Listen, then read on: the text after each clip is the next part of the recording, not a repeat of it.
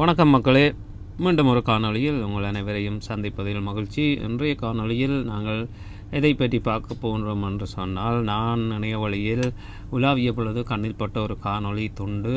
அது பாரிசாலனும் வரணும் இருந்து உருட்டும் ஒரு உருட்டு. அதில் எங்கள் நாடு சம்பந்தமாகவும் தமிழ்நாடு சம்பந்தமாகவும் இளம் சம்பந்தமாகவும் இருப்பதினால் அந்த உருட்டுக்களை நாங்கள் ஒரு பிரட்டி விடுவோம் என்றுதான் இந்த காணொளி. வாருங்கள் பார்ப்போம் என்னென்று சொல்லி ஒவ்வொன்றாக பார்ப்போம். அவர்கள் கதைப்பதை ஒவ்வொன்றாக ஆராய்வோம்.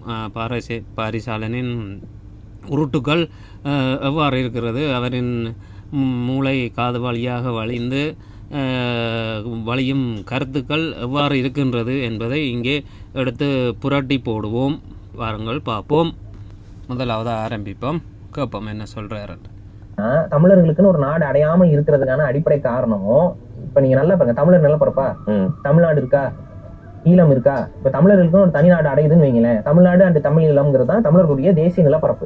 இந்த தமிழீழத்தையும் தமிழ்நாட்டையும் சேர்த்துதான் தமிழ் தேசியவாதிகள் மேப்பே வச்சிருப்போம். இது மட்டும் ஒரு இந்த கதையை கேட்டீங்களா? தனிநாடு அடையாமல் இருப்பதுக்கு காரணம், நாங்கள் தமிழ் தேசியவாதிகள் தமிழ்நாட்டையும் தமிழீழத்தையும் சேர்த்து மேப்பில் வச்சுக்கொண்டு கேட்குறோம்ன்ற ரீதியில் தான் அவர் சொல்கிறார். இது எவ்வளோ அபத்தமான கதை. தமிழ் தேசியவாதிகள் யார் அப்படி ஒரு மேப்பை வச்சுக்கின்றனர்? நீங்கள் தமிழீழத்தின் மேப்பை ஒரு காலமும் பார்த்தது இல்லையா? இது அபத்தமான ஒரு ஒப்பீடு. தமிழ் தேசியவாதிகள் ஒரு காலமும் தனிநாடை கேட்கும் தமிழ் தேசியவாதிகள், அதாவது ஈழ மக்கள், நாங்கள் ஒரு காலமும் தமிழ்நாட்டை எங்களின் மேப்புடன் சேர்த்து பார்த்தது கிடையாது. தமிழீழ மேப்பென்று தனியாக இருக்கின்றது, அதுதான் தமிழீழம். தமிழர்கள் பெருவாரியாக வாழும் தேசங்கள் என்று ஒரு மேப்பை காட்ட வேண்டும் என்றால் அது தமிழ்நாட்டையும் தமிழீழத்தையும் காட்டலாம். ஆனால் தனிநாடு கோரிக்கைக்கான மேப்பை நீங்கள் தமிழீழமும் தமிழ்நாடும் சேர்ந்து என்று காட்ட முனைவது இங்கு பலத்த சந்தேகங்களை எழுப்புகின்றது.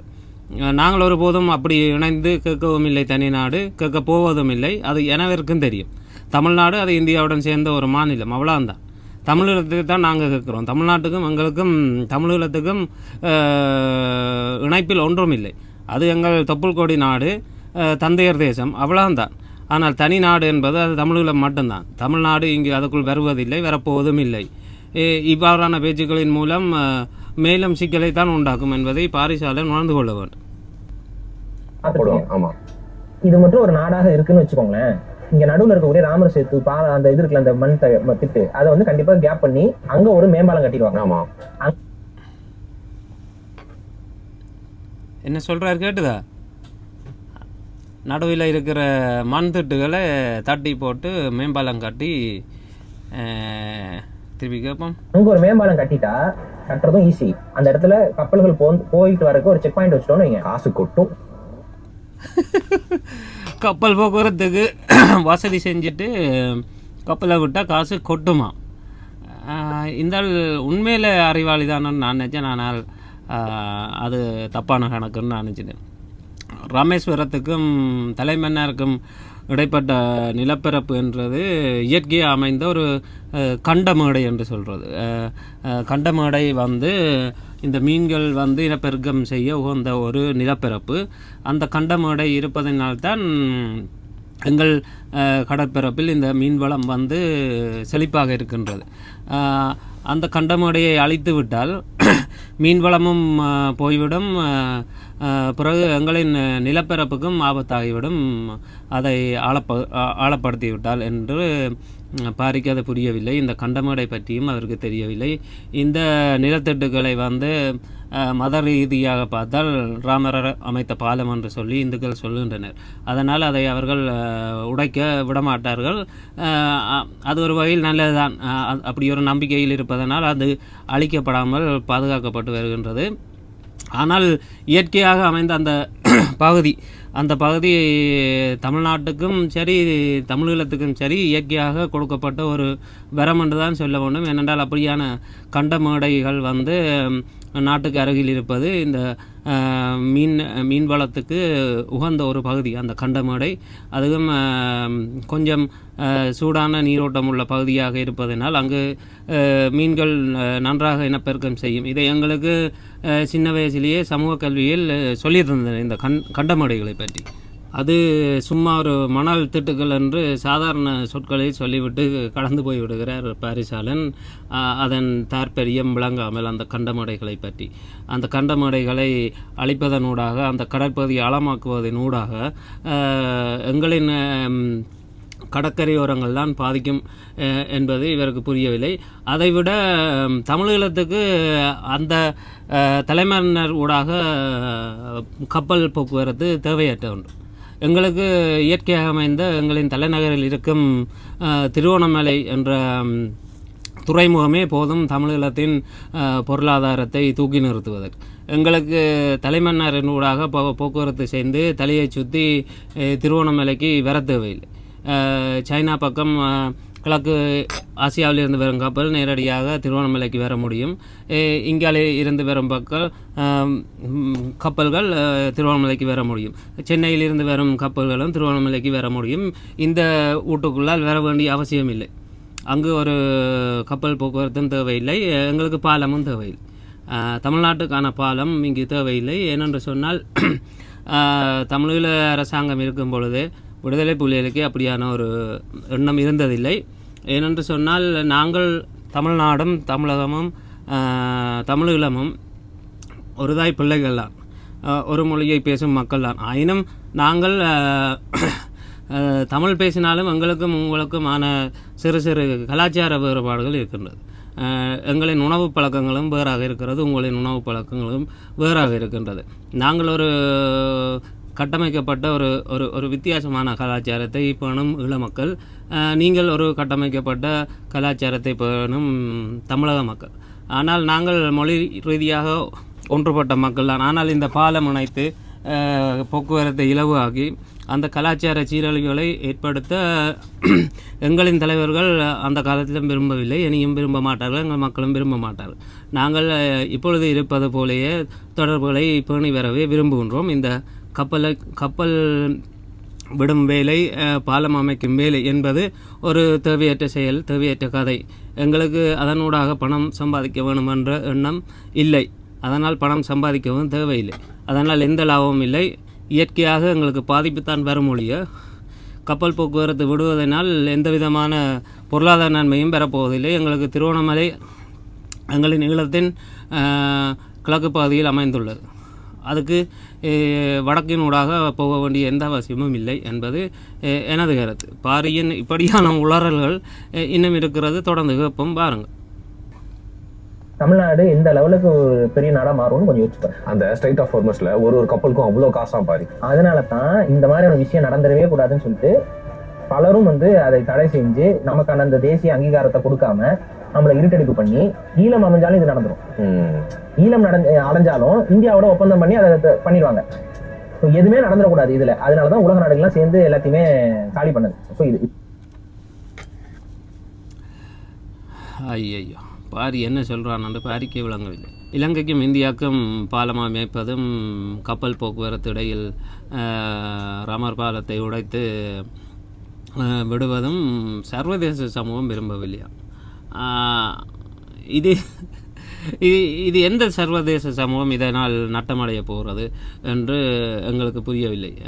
இதற்கும் சர்வதேச சமூகத்துக்கும் என்ன இருக்கின்ற எனக்கு விளங்கவில்லை. அவர்கள்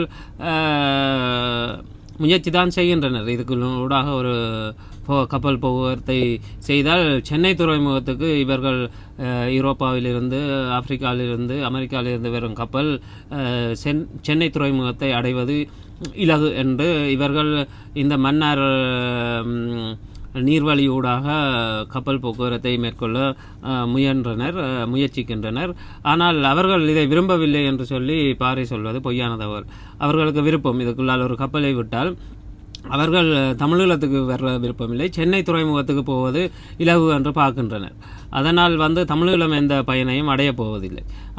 ஆனால் கப்பல் போக்குவரத்தை மேற்கொள்ள அந்த நிலங்களை தோண்டி வழி அமைத்து விட்டால் தமிழ்நாட்டுக்கும் பாதிப்பு, தமிழீழத்துக்கும் பாதிப்பு என்பது பாரிக்கு புரியவில்லை. ஆக பணம் சம்பாதிப்பது மட்டும் இங்கு நோக்கமில்லை. எமது புவியியல் கேந்திரமும் புவியியல் அமைப்பும் மாறிவிடும். கடற்கரைகள் பாதிக்கப்பட்டுவிடும், கடற்கரை இருக்கும் மக்களும் பாதிக்கப்படுகின்றனர். மீன் வளங்கள் முற்றாக அழிந்துவிடும். இந்த கண்டமடைகளை அழிப்பதனூடாக இதையெல்லாம் யோசிக்காமல் எழுந்த மானத்துக்கு பேசிக்கொண்டிருக்கின்றார்.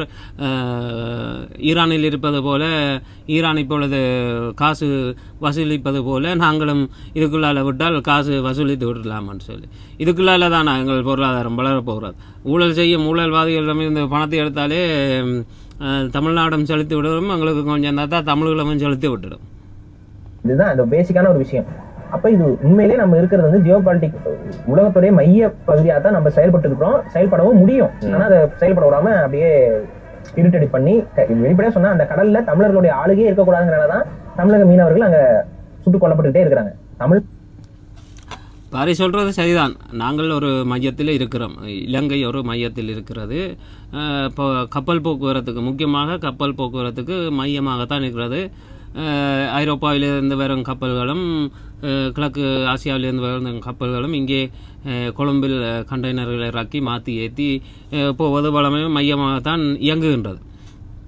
ஆனால் அதற்காக இந்த மன்னார் வளைகுடாவின் ஊடாகத்தான் கப்பல் போக்குவரத்து செய்து பொருளாதாரத்தை ஈட்ட வேண்டும் என்று சொல்வது தவறு.